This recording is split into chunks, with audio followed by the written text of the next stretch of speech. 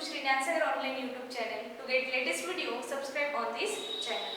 आज आपण solve example बघणार आहोत. त्यापैकी फर्स्ट एक्झाम्पल, हे जे एक्झाम्पल आहे हे पॉवर, जो आपण पॉवरचा फॉर्म्युला बघितला आहे, power is equal to V * I, त्याच्या बेसिस वरती आहे. जसं गिवन दिलं असेल तसं आपल्याला फॉर्म्युला काय करायचं आहे, मॉडिफाय करायचं आहे. मॉडिफिकेशन बघूया आणि त्याचप्रमाणे व्हॅल्यू पुट करून सबस्टिट्यूट कशा प्रकारे केलं जातं हे आपण इथे बघणार आहोत.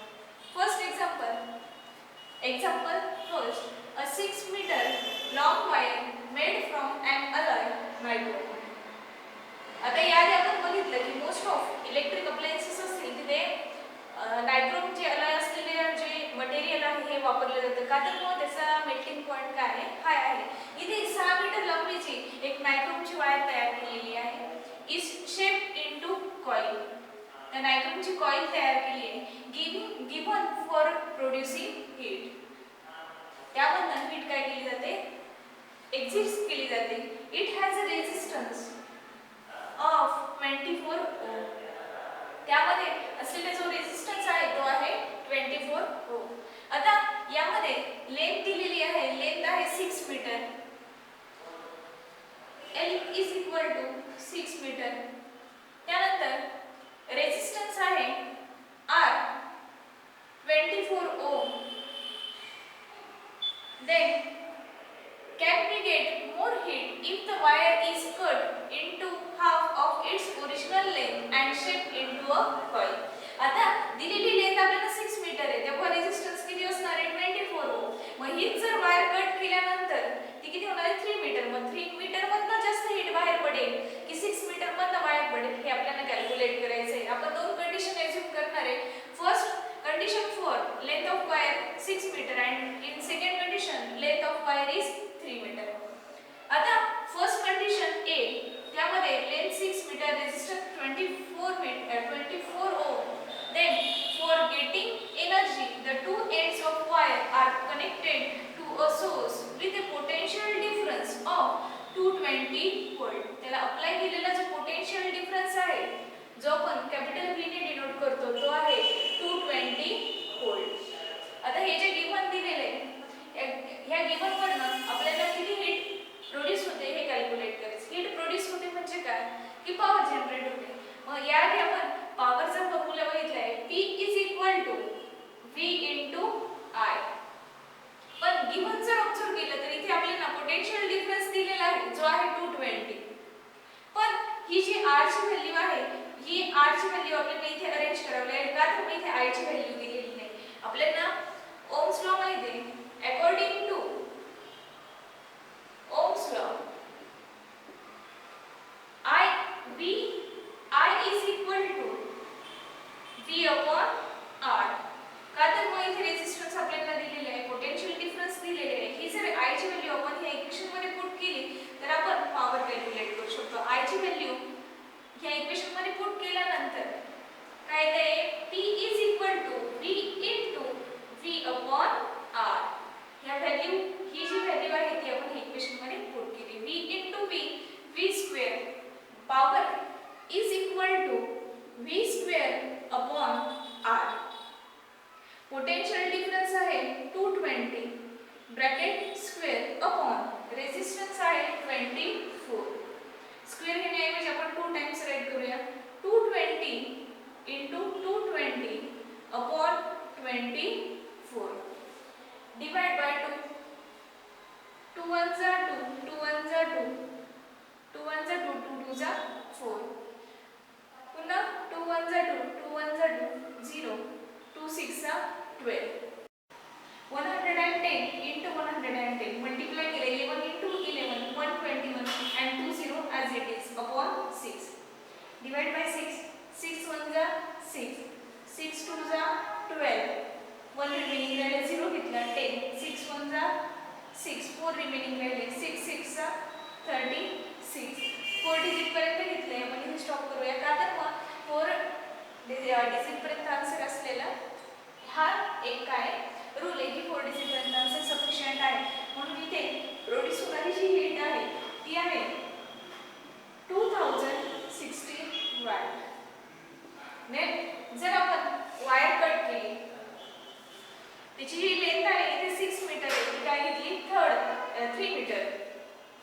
सेकंड कंडिशन मध्ये length is equal to 6/2 3 metre. आता लेंथ जर हाफ झाली तर रेझिस्टन्स पण आपल्याला काय करावं लागणार आहे, कमी करावं लागणार आहे, हाफ करावं लागणार आहे. जो आहे आपला 24 आहे अपॉन 2 करावा लागेल, तो आहे 12 ओम. and potential difference as it is 220 volt.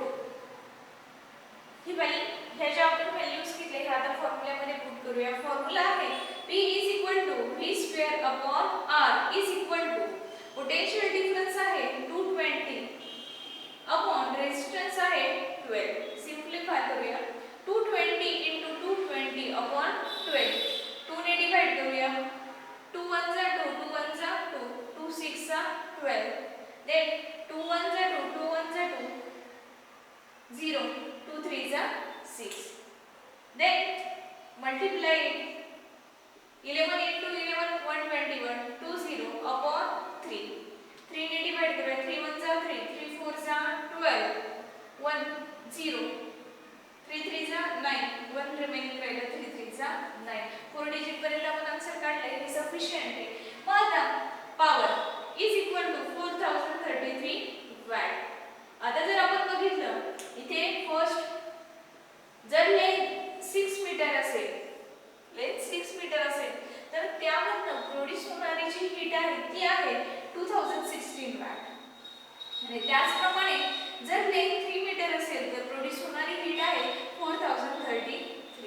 यावरून आपल्याला असं कळतं की जर वायरची लेंथ कमी असेल तर जास्त हीट काय केली जाते, प्रोड्यूस केली जाते.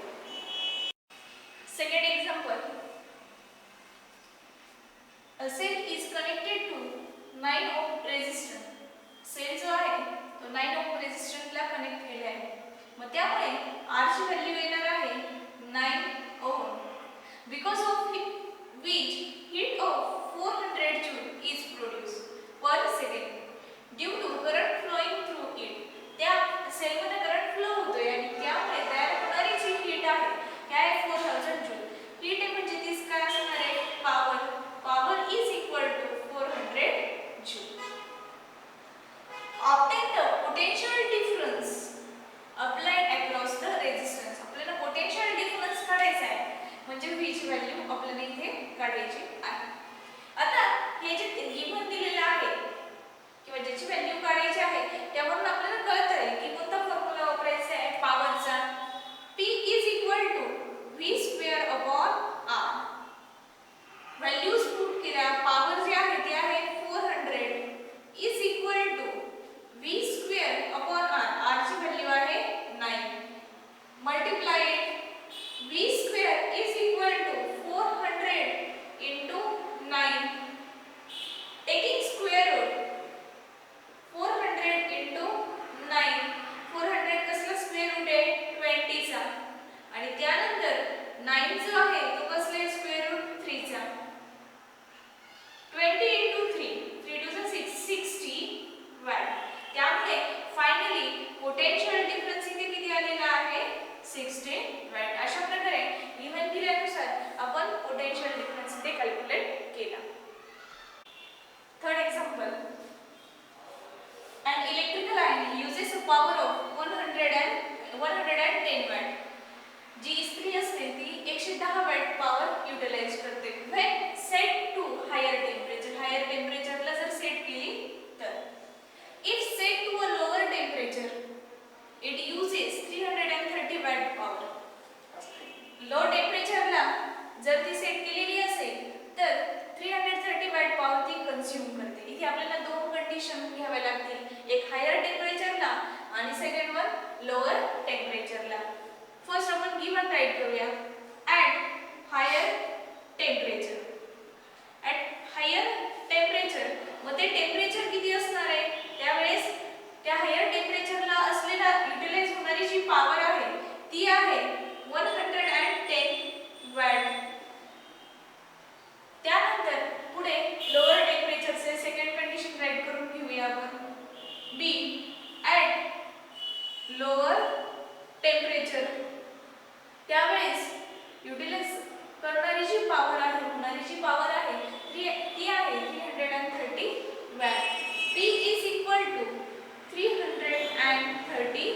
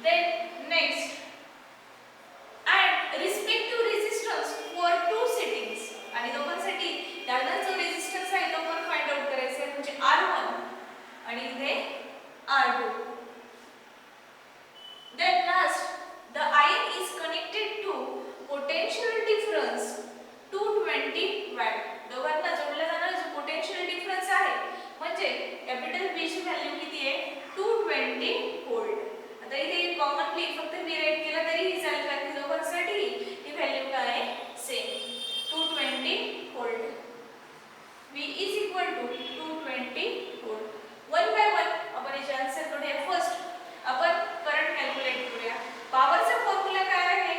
P1 is equal to V into I1. Values आपण याच्यामध्ये पुट केल्या. पॉवर आहे 110 is equal to व्होल्टेज किती आहे 220 पोटेन्शियल डिफरन्स into I1. ही व्हॅल्यू ट्रान्सपोज केली. मग काय I1 is equal to 110 upon 220. 0 0 cut. 11 1 जा 11, 11 2 जा 22. After reduction value is 1 upon 2. याला डिवाइड केलं 2 1 जा 2, 2 5 जा 10.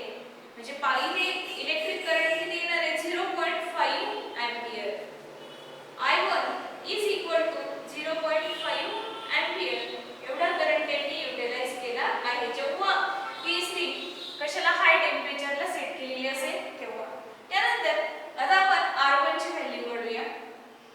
त्यासाठी आपल्याला ओहम्स लॉचा वापर करावा लागेल. मग Ohm's law according to ohms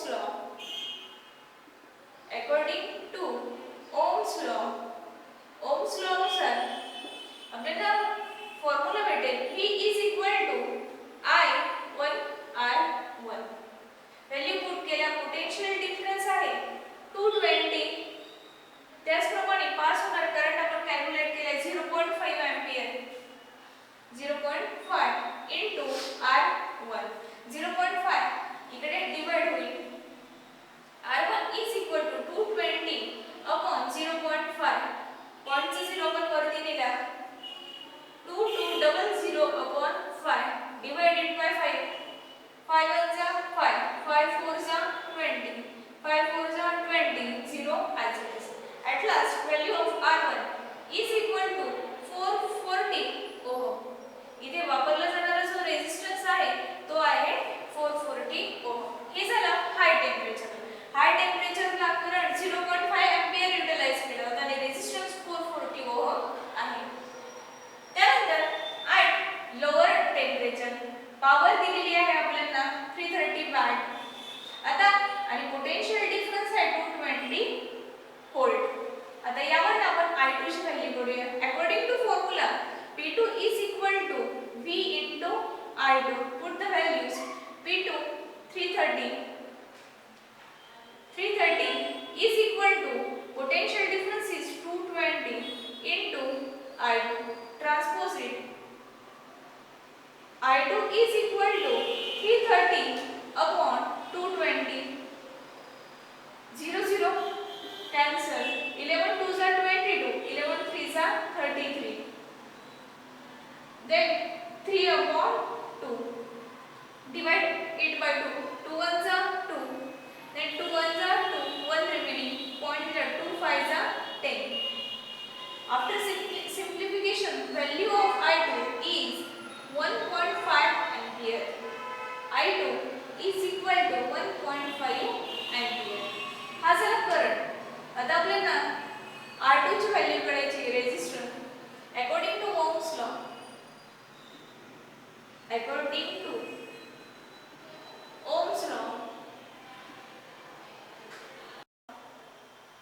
V is equal to I2 R2. Put the values. Value of V is 220 is equal to value of I2 which is calculated 1.5 into R2. Transpose it. R2 is equal to 220 upon 1.5. कोणचं 0 वरती घेतला आपण 2200 upon 15 divided by 15. 15 1s are 15, 15 1s are 15, 7 remaining here. 15 4s are 60, 10 remaining रहे 100. 15 6s are 90, 10 remaining रहे 0.66 recurring है. अपन approximately जर याचा answer काढलं तर R2 is equal to 146.6. हा 6 रिकरिंग आहे. डेसिमल पॉइंट पर्यंत सेकंड डेसिमल पॉइंट पर्यंत आन्सर काढला तर तो येईल 146.67 ओहम. हे झालं आपलं आन्सर. जर आपण इथे बघितलं ॲट हाय टेम्परेचरला करंट आहे 0.5 एंपियर आणि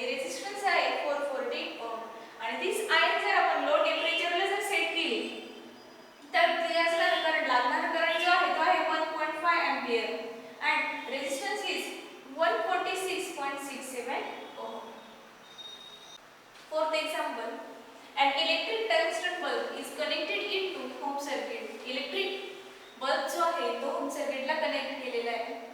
The home electric supply run at 220 volt potential difference. त्याला applied असलेला potential difference आहे 220 volt. Given right करूया. V is equal to 220 volt. Then when switched on, a current of 0.45 ampere flows through the bulb. जर आपण ते circuit on केलं तर आपण करंट पास होणार आहे. तो पास होणारा करंट आहे 0.45 ampere. 45 ampere. Then what must be the power of the bulb? त्या बल्ब मधून किती पॉवर लागेल त्या बल्बला? P ची व्हॅल्यू काढायची. त्यानंतर if it is kept on for 10 hours, जर तो बल्ब तसंच 10 तास चालू ठेवला तर how many unit of electricity will be consumed? आणि किती युनिट इलेक्ट्रिसिटी लागणार आहे हे आपल्याला कॅल्क्युलेट करायचं आहे. फर्स्ट आपण पॉवर काढूया. पॉवरचा फॉर्म्युला आहे P is equal to V into I. So put the values. V ची व्हॅल्यू आहे 220 and I ची व्हॅल्यू आहे 0.45. Multiply 0 as it is. 22 5s are 110, 11 carry. Then 22 4s are 88. 88 plus 11 99. इथे 2 डिजिट नंतर point येते, point दिला. Therefore power is equal to 99 watt. याला watt मध्ये. त्यानंतर हा बल्ब 10 तास काय करायचं आपल्याला ग्लो करायचं आहे. Power required for bulb work for 10 hours. 10 तास चालू ठेवण्यासाठी पॉवर किती रिक्वायर्ड लागेल ते आपण कॅल्क्युलेट करूया. P is equal to इथे आपण काढली ती किती आहे 99. जर पोटेन्शियल डिफरन्स 220 असेल आणि करंट 0.45 असेल तर लागणारा पॉवर जी आहे ती 99 वाढली. मग 10 आवर्ससाठी लागणारी किती असेल तर 99 * 100 990 वॅट आवर. हे वॅट आवर मध्ये आलं, पण आपल्याला युनिट्स मध्ये काय करायचं याला कन्वर्ट करायचे. तर आपल्याला माहिती 1 युनिट म्हणजे काय 1 किलो वॅट आवर. हे वॅटला आपल्याला किलो वॅट आवर मध्ये कन्वर्ट करावं लागेल. त्यासाठी आपल्याला पॉवरचं जे आन्सर असेल त्याला कशाने डिवाइड करावं लागेल 1000 ने. 990 upon 1000 kilo watt hour. After simplification we get 0.99. हा 0 राईट केला नाही तरी चालेल. किती पॉवर लागेल 0.99 किलो वॅट आवर. म्हणजेच काय power is equal to 0.99 units. एवढी पॉवर त्या बल्बला 10